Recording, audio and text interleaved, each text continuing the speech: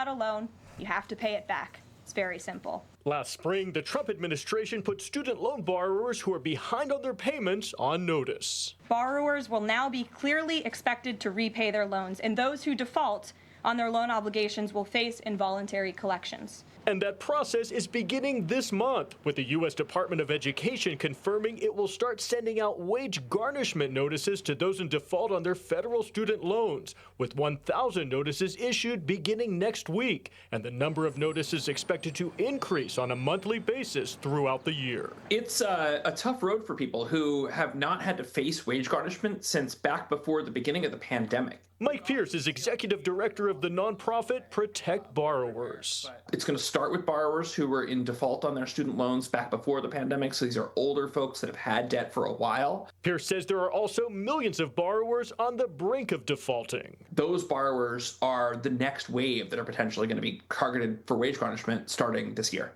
About 40% of those now saddled with student debt never actually graduated with their degree. So they didn't get the job gains, the economic benefit of college, and then they fell behind on their student loans. And when you end up getting your wages garnished and you're a working class family just trying to keep lights on, that could be absolutely devastating. A borrower falls into default when they haven't made loan payments in more than 9 months, at which point the government can try to collect by seizing tax refunds or Social Security benefits, or withholding up to 15% of a borrower's pay.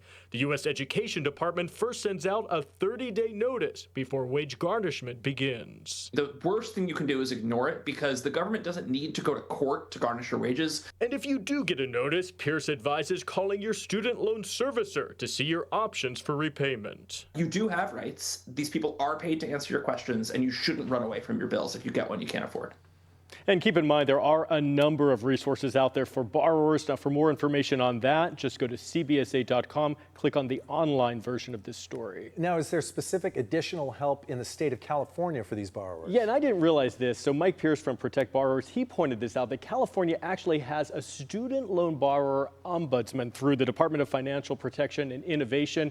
And that department can actually help connect borrowers with legal representation if they need it. We have a link to that on our website, cbsa.com. I get the feeling they're going to be very busy in the coming months. They are, yeah. Richard Allen, thanks. Thank you.